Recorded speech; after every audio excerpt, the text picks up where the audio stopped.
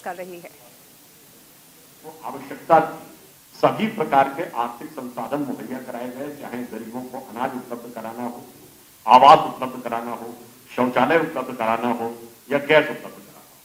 मतलब फर्क साफ है कि आपके जमाने में पैसा निकला और तिजोरियों में पहुंचा और हमारे जमाने में जो सरकार का धन निकला वो उन गरीब और निर्धन व्यक्ति के घरों तक पहुंचा।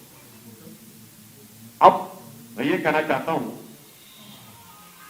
कि ये तो सिर्फ शुरुआत है, मगर इस आगाज का अंजाम क्या होगा इसका भी संकेत अखिलेश जी ने अपने उद्बोधन में कल दे दिया, जब उन्होंने ये कहा कि ऑनलाइन या डिजिटल आधार के ऊपर यदि चुनावी प्रक्रिया चलेगी तो उन्हें समस्या नजर आ रही। एक बात हम बहुत स्पष्ट करना चाहते हैं, क्योंकि चुनाव आचार संहिता लागू हो चुकी है, इस कारण से चुनाव आयोग का निर्णय सर्वोपरि है। चुनाव आयोग की दक्षता और कुशलता पर हमें पूर्ण विश्वास है और परिस्थितियों के अनुसार जैसा जो भी निर्णय होगा भारतीय जनता पार्टी पूरी सत्यनिष्ठा के साथ उसका पालन करेगी। परंतु जब अखिलेश जी ये कहते हैं तो मैं पूछना चाहता हूं, भाई ये वो व्यक्ति कह रहा है जिसके बारे में हम लोग सुने थे जब 10 साल पहले मुख्यमंत्री बने थे, विदेश से इंजीनियरिंग पढ़ के आए और टेक्नोलॉजी को लेकर यह स्थिति, जो अपने जमाने में कहते थे लैपटॉप बांटे और अब टेक्नोलॉजी के बारे में यह सोच। इसका मतलब दो ही बात, या तो भैया चाहे जितनी कर ली लिखाई, चाहे जितनी कर ली पढ़ाई, निकले असल सफाई। तो पढ़ाई और लिखाई बेकार, या मैं ये कहना चाहूंगा कि उनका यह बयान इस चुनाव में समाजवादी पार्टी की अवश्यंभावी पराजय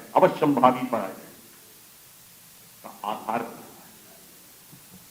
यानी अपनी तयशुदा शिकस्त की पेशबंदी उन्होंने अभी से करनी शुरू कर दी। इसलिए मैं कहना चाहूंगा, यह भी एक संयोग देखिए, मैंने आपको तो एक यह बताया, चुनाव की प्रथम अधिसूचना 14 जनवरी से प्रारंभ होगी, मकर संक्रांति के दिन से, यानी सूर्य के उत्तरायण जाने के दिन से। तो आश्वस्त रखिए, विश्वास रखिए कि उत्तर प्रदेश के क्षितिज पर जो अरुणोदय 2017 में हुआ था, 14 जनवरी के बाद यानी मकर संक्रांति के बाद चुनावी प्रक्रिया में यह बढ़ते हुए एक प्रखर प्रभावी सूर्य के रूप में आगे बढ़ेगा और प्रदेश के जन जन के कल्याण का योगी जी के नेतृत्व में मार्ग प्रशस्त करना। अंत में मैं ये कहना चाहता हूं कि चुनाव घोषित है, मगर हर दल अलग अलग कारण से चुनाव करता है। यह बात प्रदेश की जनता के मन में एकदम स्पष्ट है। समाजवादी पार्टी को अपनी जमीन बचानी है, संपत्ति बचानी, यानी वो जमीन बचाने के लिए चुनाव मैदान में है। बहुजन समाज पार्टी अपनी इज्जत बचाने के लिए चुनाव मैदान में है। कांग्रेस पार्टी उपस्थिति दर्ज कराने के लिए चुनाव मैदान में है और ओवैसी जैसे लोग आग लगाने के लिए चुनाव मैदान में है। यानी स्थिति एकदम स्पष्ट है कि किसी को सिर्फ जमीन बचानी है, किसी को सिर्फ इज्जत बचानी है, किसी को सिर्फ उपस्थिति दर्ज करानी है, किसी को सिर्फ आग लगानी है और केवल भारतीय जनता पार्टी को सरकार बनानी है। इसलिए हम ये कहना चाहते हैं कि जिस प्रकार के प्रश्न उठकर एक के बाद एक नए तथ्य सामने आ रहे हैं, सीएजी रिपोर्ट से लेके आपके पुराने जमाने के सोशल मीडिया के फुटप्रिंट तक, अखिलेश जी इसका हिसाब तो प्रदेश की जनता को देना ही पड़ेगा आपको। और अब चुनावी समर के बीच में मेरे विचार से बचने का कोई रास्ता नहीं है। कोरोना काल में भले ही आप कहीं भी अंतर ध्यान रहे हो, जिस समय हमारे कार्यकर्ता जन जन के बीच में जाकर काम भी कर रहे थे, फिजिकल भी और ऑनलाइन डिजिटल भी, परंतु अब तो आपको इसका उत्तर देना ही होगा। धन्यवाद।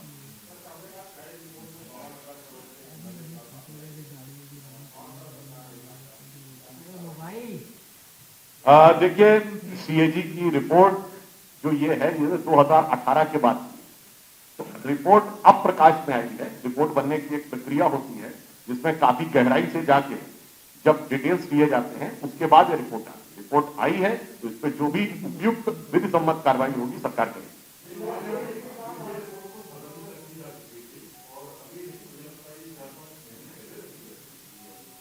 आपकी बात बिल्कुल सही है कि हाँ, आपकी बात सही है। तो मैंने कहा ना, सदन की प्रक्रिया के अनुसार विधि सम्मत कार्रवाई होगी। इस समय इसके दो पक्ष हैं, एक है तकनीकी और नैतिक और एक है राजनीतिक। तो मैं राजनीतिक और नैतिक प्रश्न का उत्तर पूछ रहा हूं। तकनीकी प्रक्रिया चल रही है।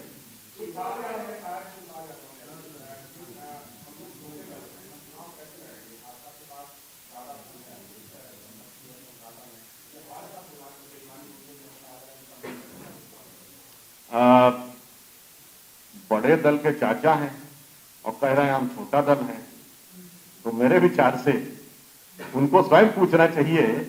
जब बहुत लैपटॉप वितरण हो रहा था तब तो वो साथ में ही थे। हाँ, यहाँ पे एक और बात मैं कहना चाहूंगा, ये कोई चीज अनायास अचानक नहीं आई।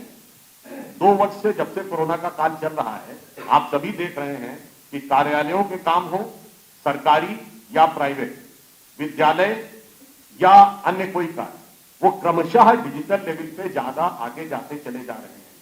तो यहां पे मैं एक और बात भी कहना चाहूंगा, इस बात के लिए मैं विपक्षी दलों को साधुवाद देना चाहता हूं। जब वो कहते हैं कि डिजिटल और ऑनलाइन में भाजपा बेहतर स्थिति में है, तो इसलिए मैं साधुवाद देना चाहता हूं। वो भाजपा पे आरोप लगाते थे कि हम रूढ़िवादी पार्टी हैं, हम कट्टरवादी पार्टी हैं। आज उन्होंने स्वीकार किया है कि हम टेक्नोलॉजिकली एडवांस यानी प्रगतिवादी और तकनीकी दृष्टि से उन्नत दिशा में कदम आगे रखने वाले।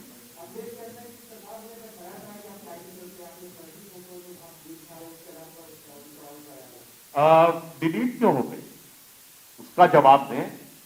एफआईआर वाला विषय सरकार का नहीं है। जांच जब चलती है तो उसमें जो जो साक्ष्य आते हैं, जांच एजेंसी अपने विवेक से यह तय करती है किस साक्ष्य का क्या प्रभाव न्यायालय में लेकर रखना है। सवाल यहां नैतिकता का है, मॉरलिटी का है, इसलिए उनको जवाब नैतिक और राजनीतिक आधार पर देना। ये तकनीकी आधार पर बचने का जो प्रयास है ना, वो तिनके की ओट में पहाड़ बचाने।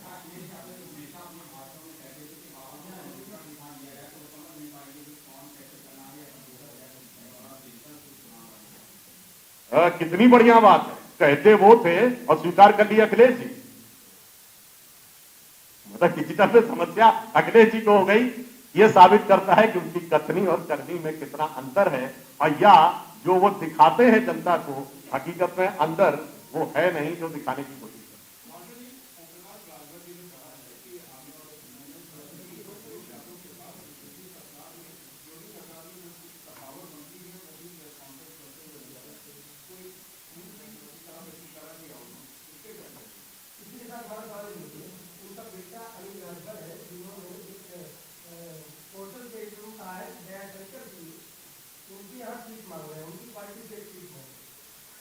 देखिए, इस प्रकार के जो भी उनके पाप ख्याल, खाम ख्याली जो वो अपना कहना चाहें, तो वो इस प्रकार के विचार रखने के लिए स्वतंत्र हैं।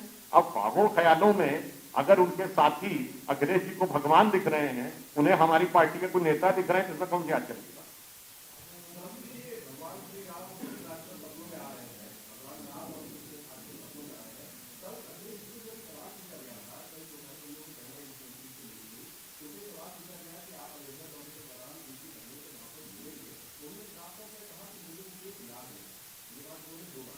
तो अखिलेश यादव पर हमला बोला है यहाँ पर बीजेपी ने, और इसके साथ ही साथ निशाने पर असदुद्दीन ओवैसी भी रहे। यहाँ पर आपने सुना कि किस तरह से सुधांशु त्रिवेदी जी बता रहे थे कि कोई इस चुनाव में अपनी जमीन बचाने के लिए उतर रहा है, कोई इज्जत बचाने के लिए उतर रहा है, तो कोई सिर्फ और सिर्फ अपनी उपस्थिति दर्ज कराने के लिए इस चुनाव में उतर रहा है। इसके साथ ही कल अखिलेश यादव ने जिस तरह से कहा कि बीजेपी डिजिटल तौर पर ज्यादा मजबूत है, इस पे साधुवाद दिया है बीजेपी ने और कहा कि हमें कहीं ना कहीं रूढ़िवादी पार्टी कहा जाता था, ऐसे में सबसे ज्यादा टेक्नोलॉजी में एडवांस के तौर पर हमको कहा गया है। इस बात के लिए विपक्षी दलों का साधुवाद।